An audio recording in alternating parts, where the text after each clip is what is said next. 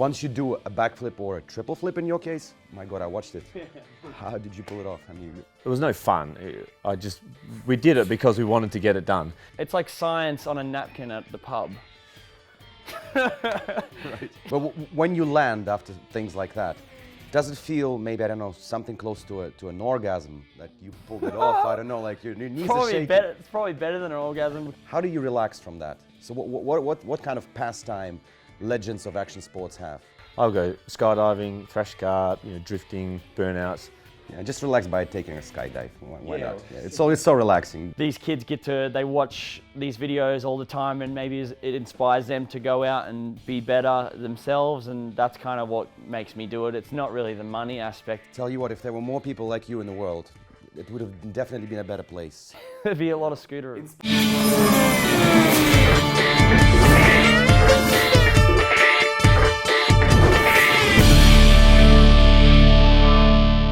Hello everyone watching and listening to the Raw Take podcast. Today's edition will be high octane and full of adrenaline because we are venturing into the action sports. I'll be talking to two unique athletes who I don't even believe are human, because watching them do their stuff, you cannot understand how this is humanly possible. Come on. And I have to say, I am delighted to be joined by the two gods of adrenaline from the land down under. Ryan Uillямsa and Josh Shihana, the two legends of action sports. Thank you so much for finding time. I mean, I know you have to rehearse, you have to practice, although I watched you yesterday and it didn't seem like you were having any difficulties with what you're doing. But the first question my son asked when I showed him what you guys were doing, how do these guys do that? How do you guys do that? I mean, come on, tell me. I think it's, for me anyway, it's just repetition. Like I've done shows like this now for 7 years, and I've just done these same tricks so many times that it's kind of like, it's like etched into me. You know how to do certain things, like you know how to write a word and you don't even think about it, you just do it. It's kind of like that. Now, when I do these tricks, I've done them so many times that I kind of just do it. What I remember to do, and my body remembers how to do it, and I go do it. Yeah, it's funny. I'm reading a book about habits at the moment, and it talks about repetition, and it's exactly that. We think like a backflip, it's just standing on the ground doing a backflip. It might be scary, but you often have to work in steps. Nothing just happens overnight, but you just slowly work on things. But you do something often enough, and it gets less scary. And then when you start doing a backflip, then you start wanting to do something else, and then you stop thinking about the backflip. And like you're playing a guitar. Once you do it, you'll never forget how to do it. Right? Yeah, and it's like if someone's playing a guitar for 10 years, you can tell that person's played guitar for 10 years, and that's just how it's the same kind of thing. I've rode scooter for like 12 years now, so it's kind of just an extension of my body. Like it's just like another limb that is here because I've used it for 12 years, more than half my life. But if we go back to your, let's say, first times, right? Yeah. The first time you did a trick on a bike, a mad trick. The first time you did a mad trick on a bike or a scooter, what did it feel like? Were you about to like, oh my God, I'm shitting my pants. I'm like doing this crazy thing right now. Was it scary? Personally, I mean, you start small because I was only 12 years old, and it's just at the skate park with maybe a 6-foot ramp. But the 6-foot ramp is so big when you're young and you're just starting off. But obviously you're nervous. But you're nervous about a lot of things. I mean, you're scared to go on a roller coaster, but after you've been on it, it's just so much fun. So it's kind of the same deal. I went in and I was like, oh, I'm going to try this trick. It's like I'm getting on the roller coaster. I do the trick, and I'm like, wow, that's just so fun. Even though it's so scary, after it's done, it's just the best relief. Yeah, a bit of a adrenaline rush from getting over the fear. I think that is a big thing with action sport athletes is the fear and the adrenaline you get from overcoming it. So some people might think, I might just not do that. I'll stay between the lines, or I'll keep it safe. But I remember a similar, I think it wasn't even my bike, it was my brother's bike, and we'd just be talking about how good the suspension was, and we'll try and find a jump and do a little jump, and they think, I take a hand off, just because it was something different, something new, and it grows. It's like a little fire, and you keep feeding the fire, and you want to do more and more. So it's basically like, adrenaline junkie kind of notion, right? Yeah. Once you definitely. do a backflip or a triple flip in your case, my God, I watched it. How did you pull it off? I mean, Yeah, that was usually it's there's a bit of adrenaline and you're trying to overcome the fear, but there was no like it was no fun.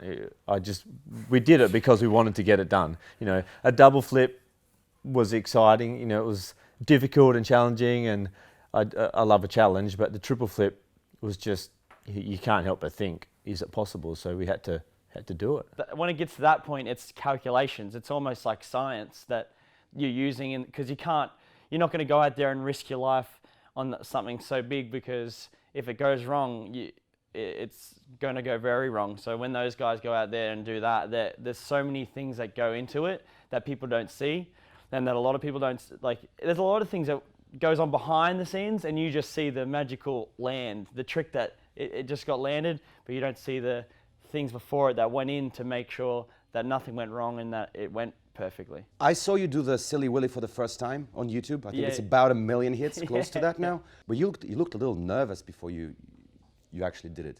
Yeah, I was actually pretty young then. That was when I first started on Nitro, and I think it made it more nerve-wracking to do it in front of 20,000 people or 15,000 people. Oh, so it's in not the my trick first itself, show. it's the audience. Well, yeah, and you only get one shot during the show, so it's like, am I going to land this? And then obviously rolling away, it just makes it that much better that there is that many people there. But if I was to crash, then it's kind of like, damn it, I just stuffed up in front of all these people. And not only the crowd, but people you look up to, Yeah. like Travis and those guys. When you're right in front of them, you want to impress them. So there's a bit of extra pressure to perform. Well, you didn't look nervous when you did the triple flip.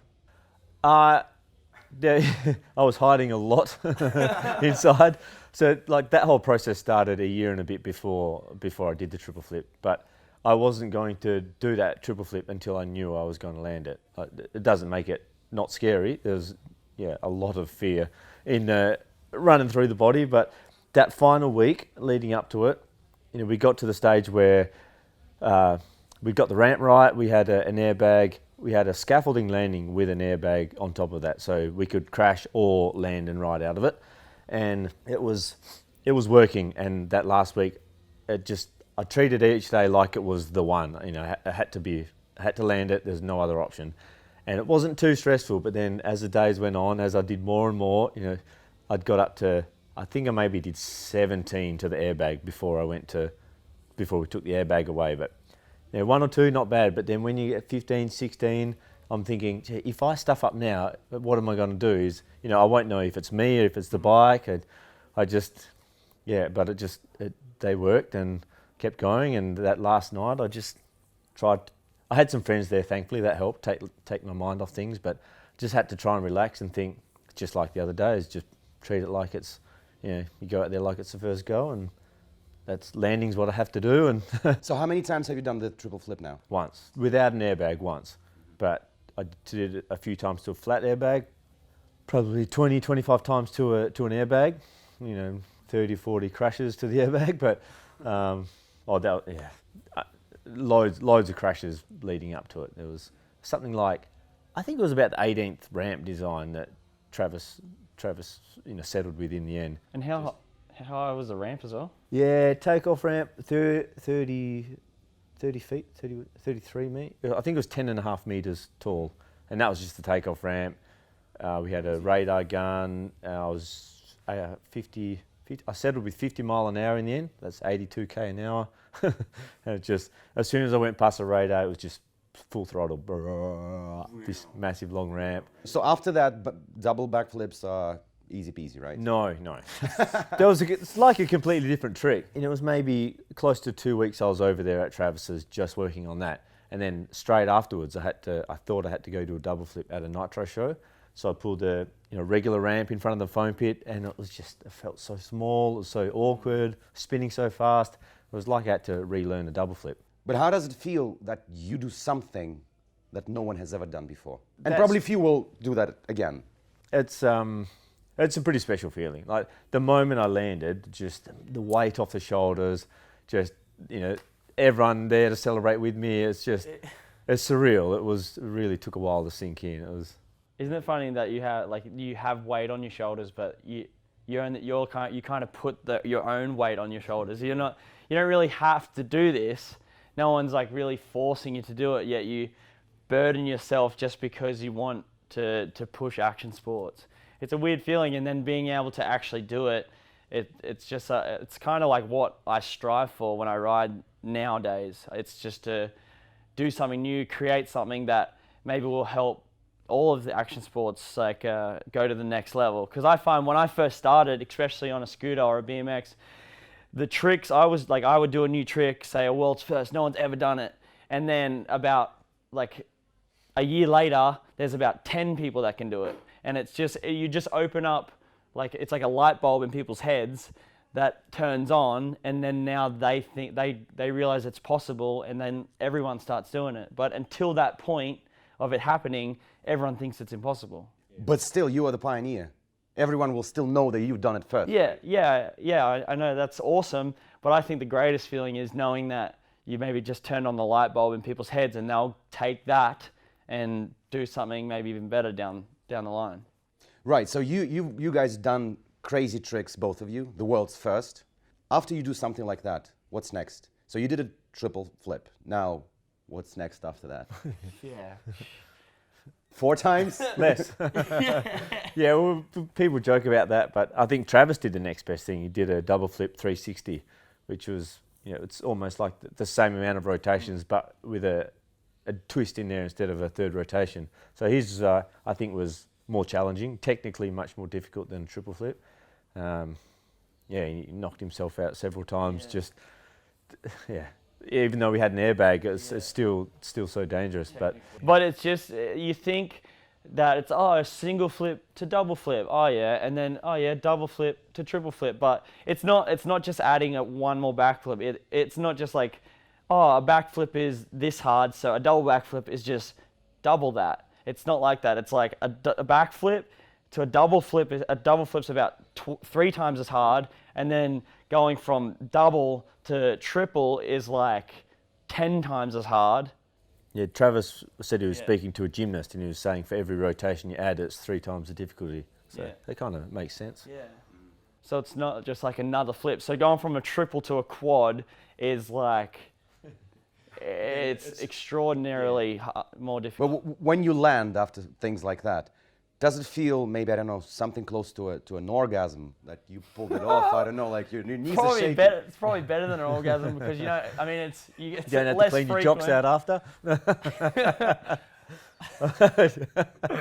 You probably have to clean the shit out of your pants, but it's there's an awesome feeling, but like I described it as weight off the shoulders, but only because, like with anything, to be happy, you kind of have to go through a sad moment to feel happy. So I had to push myself through a lot of stress to finally get that end feeling. And then it wasn't just a moment of, that's awesome. No, the whole day, the whole 2 days after, I was just on a high, just like, this is awesome, kind of still sinking in, but it's definitely what we live for, that overcoming the fear. And in saying that, not really for the triple flip, but certain things like I'll do a trick and I'll be on a high and it'll last a day or so, but then as soon as it kind of drops off, you start looking in another direction, like what's next? Because I just did this and I've done other tricks. Now what can I do? Adrenaline junkies, yeah, I got it. But it's not even adrenaline. I mean, it gives you adrenaline, but other things give me adrenaline, and like a roller coaster give me adrenaline, but I don't go on a roller coaster every day. Yeah. When someone tries to stab you with a knife, you get adrenaline too. But yeah, it's like almost like a passion. It's like I just strive for the feeling of doing something that's pushing action sports. I really wonder what kind of roller coaster would make you happy, since you can do a quarter. Maybe going on the roller coaster when it's first ever built and no one's ever been on it. That's probably be the same feeling. And making it to the end without the roller coaster breaking. Yeah. Or without the harness holding you in. So.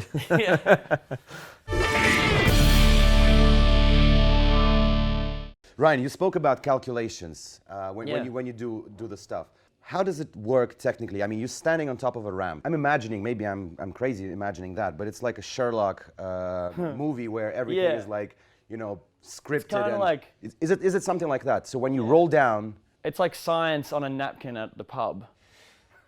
Right. It's not. It's like not real science. Like I am doing calculations in my head, but you know what? After about 10 years of riding, I kind of have this, I would say, like a simulator. You know, you have a simulator in your own mind because you've done these movements so many times that when I go, say, to do a 1080 front flip, I'll take off and I feel the gyro of my body and I can feel how much pressure is pulling, because when you're spinning, you're fighting gravity. So what I'll do is I'll take off and I'll do the normal action that I normally do, and then I'll feel the gyro, and by feeling how much gravity's pulling me out, I know if I need to speed up or slow down. But even before this trick, I'll play it in my head and I'll know what I'll see. And then when I do the trick, if I look and I don't see what I saw in my head before, that's when I know it's gone wrong. And that's when you have these maybe points where you know you can get out of it. And that's where the science is and the calculations are in my head. But you're not closing your eyes when you do the trick, actually. I'm not.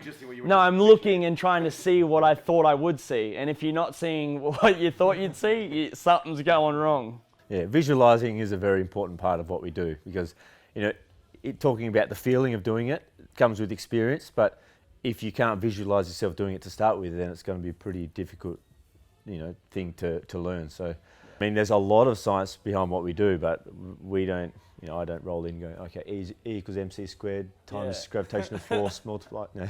How do you guys set yourself for the right mood? Do you listen maybe to some particular music, or have a fat, big, juicy burger? I don't know, anything. Like, what sets you before the show so you are completely focused and set on the mission? 5 or 10 years ago, like, I would probably be able to tell you, but I think I do it like subconsciously now.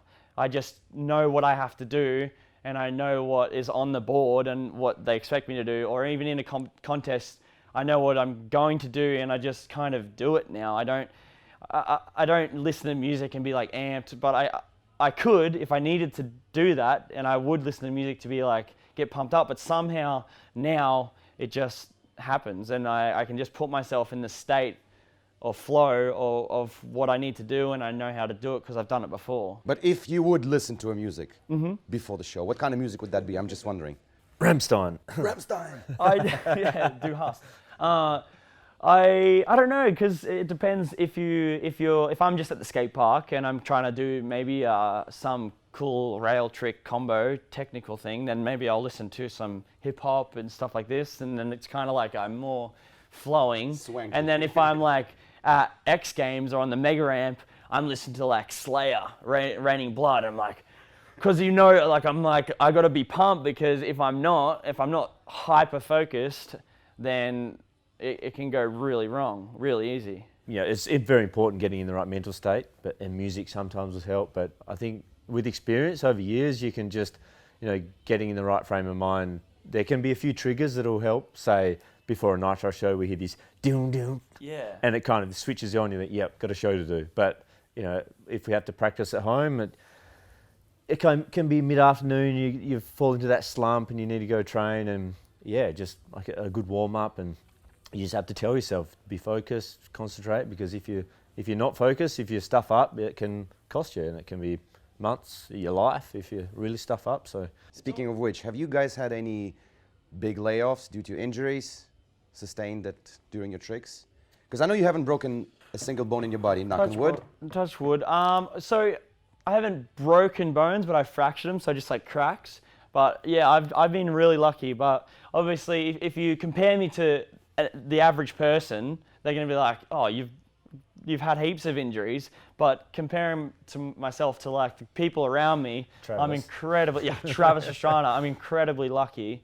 I do these calculations in my head, and I really think about tricks before I do them. We're not just daredevils that go out and just send things, and we don't know if it's going to work or not. We really do think about it a lot, because no one wants to get hurt, especially at this level. Plenty of injuries. So there's a few stages in our life. When you're young, your fear doesn't bother you that much, and try crazy things. So that's when all the injuries get the motocross riders, I think, when we've got 100, 110 kilo bike that we're riding, and it can, we can do over 100k easy. And so a simple stuff up and hit hard clay, it's pretty easy to break something. And so early on in the career, hit the dirt and just fractured this wrist and had to put a plate in. And then, not long after, I came up short, 75, and just nosed it in, and I broke both of them and 2 new plates. And then lots of smaller ones, so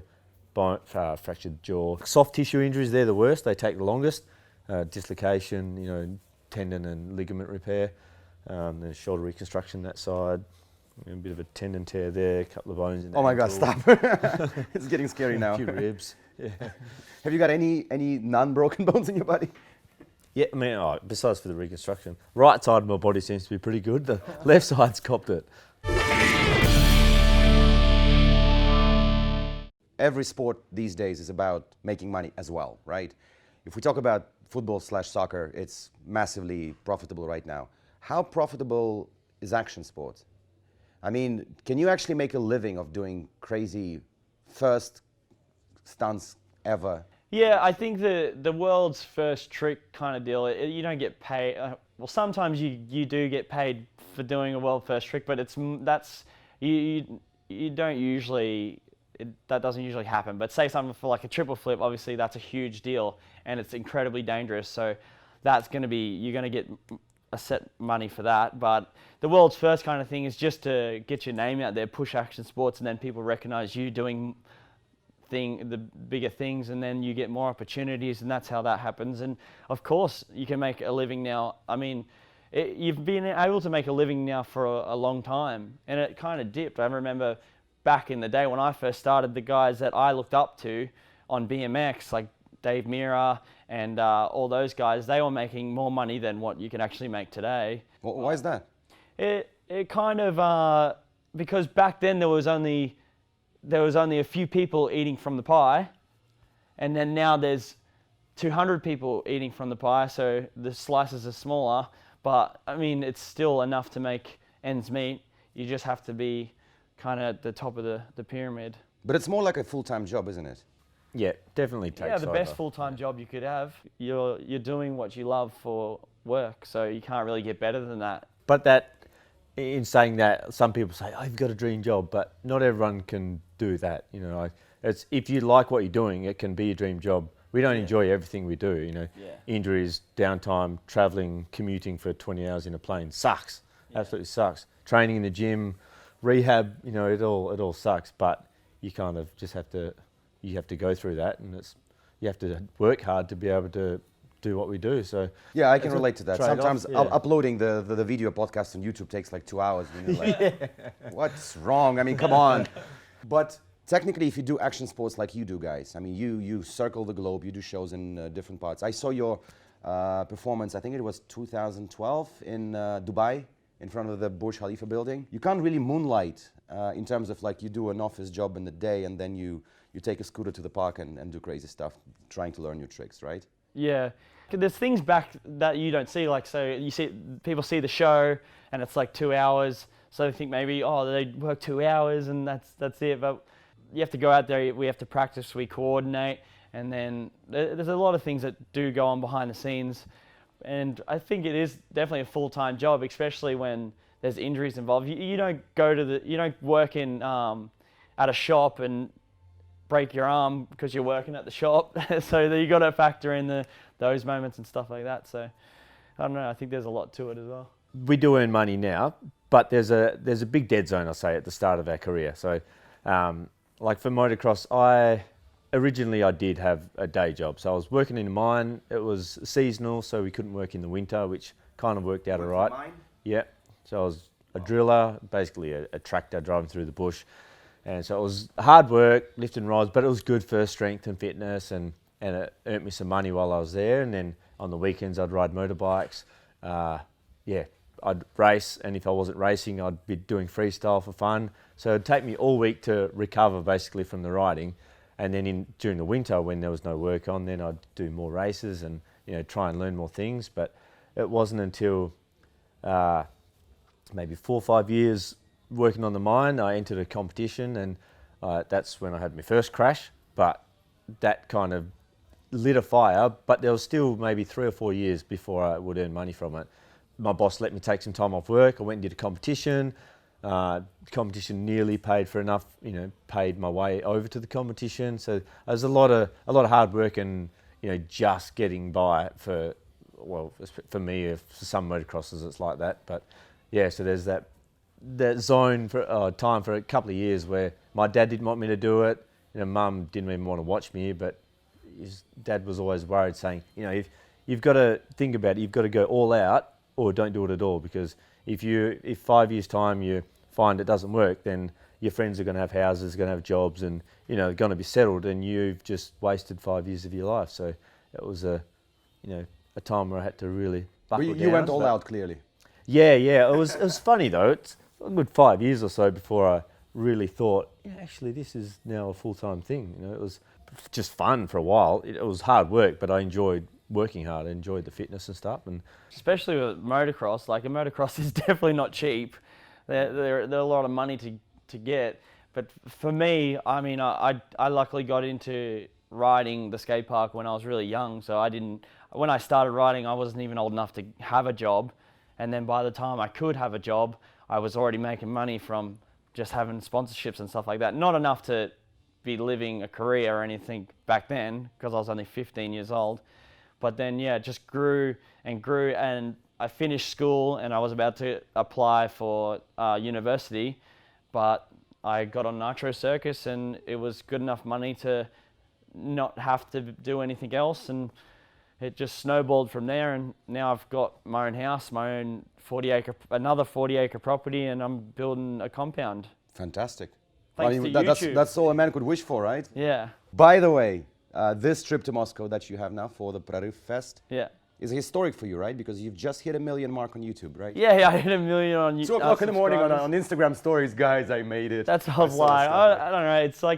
It's something that I kind of just do as well as riding. I don't really have to. I just kind of do it for the kids that want to watch it, because I do see how much it means to them, and that's what really made me do it. These kids they watch these videos all the time, and maybe it inspires them to go out and be better themselves, and that's kind of what makes me do it. It's not really the money aspect. The money is kind of just a bonus, and it's going to go straight back into making videos and cool things happen.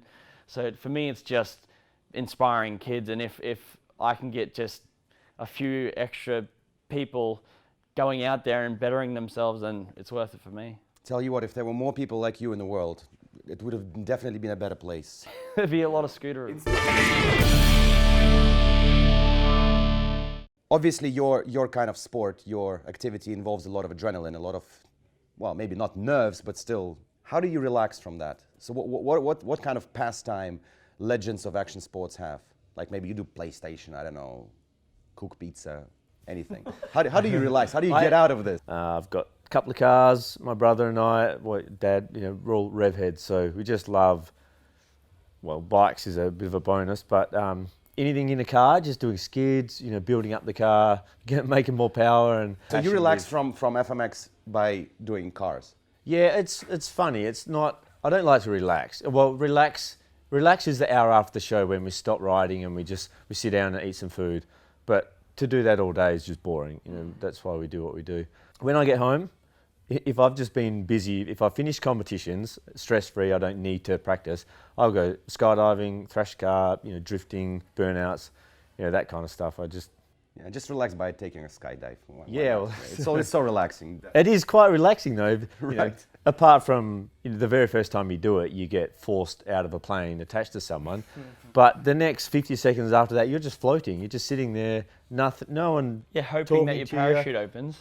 Yeah, that's what I think about. you got 2 chances. You throw one, and even if you fail, it'll automatically throw the other out.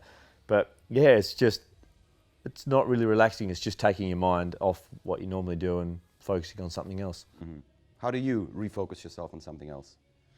I don't know. I kind of just try to ride every day, but I'll ride differently. Like I won't go out there and ride a 40-foot jump and do a 1080 front flip. I'll go to the skate park and I'll just cruise around it'd be like surfing a wave. It's kind of like a relaxing feeling. I feel like if you ask a surfer what it's like to ride a nice wave, it's probably pretty relaxing. Just going somewhere and knowing you don't have to perform and just being at the skate park and just enjoying it, that's what I did when I was young. It is relaxing for me, and other than that, I play video games and stuff like that, but I wouldn't say that I do that for relaxation. I kind of do that more for another excitement. Yeah, I'm a nerd. I actually am a nerd. Wives, girlfriends? Girlfriend? Still looking. Still. What I wanted to sort of ask is, you know how they say opposites attract to each other? So let's say your girlfriend, is she also adrenaline? She is a female, which is good, so then they are opposite. Yeah, that is opposite. Yeah, no, you could say so, but not really this in my situation. She's kind of outgoing. Like, she'll do things like go to the skate park and try to do stuff on my scooter until she falls over. I mean, she's a really pretty girl, and I'm not the prettiest boy, so that's kind of opposites attract. No, are there any unpretty boys in Australia? I'm Come definitely on. punching above my weight. No, but I think that maybe girls that aren't into action sports maybe are into action sports dudes, maybe.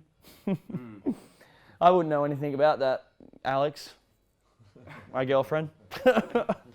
Hello. No girls like me, except you. It's not your first time in Moscow, definitely. It's like a couple of times already. Yeah, I think I've been here like 4 or 5 times. And you both like coming here, right? Yeah, I think it gets better, actually. Yeah, you know, yeah, you go. cold to start with, but then, you know, if we're not in the middle of winter, it's not too bad. But yeah, it's fun. It's different. So when we first come, we think, you know, how do things work over here? But, you know, the accent, people sound angry. It's pretty hard to get a smile out of a lot of people, but when we start joking around, you get to know people. We're working on that. Yeah. We're working on that. But look at the guy smiling behind the camera. Look. We made a couple of security guards. Well, Andy did on the way in. It was pretty funny. They're so, you know, angry and, you know, like statues. And then Andy did something stupid. I guess if you're standing out in the cold, you'd always be pretty angry. I think we got heaps of sun, so it brings out the smile a bit more. But I feel like people have this stigma, and as soon as I got to Russia and Moscow the first time, and once you get to know the people, it's like awesome. It's actually one of my favorite places to come. I think the people are amazing. All the guys that I know, especially the action sports athletes, like the scooter riders, BMX dudes, they all are so funny, and I laugh every day with them. And I find that the weather's pretty cold, but it's actually a really nice day today. And I think that I just wish I spoke Russian. If I could speak Russian, I think that I would have an even greater time than I already have, but maybe I'll learn. It's a difficult language, but it's, you know, everything is possible. Yeah. Especially considering what you guys are doing, you two aliens from out of this world.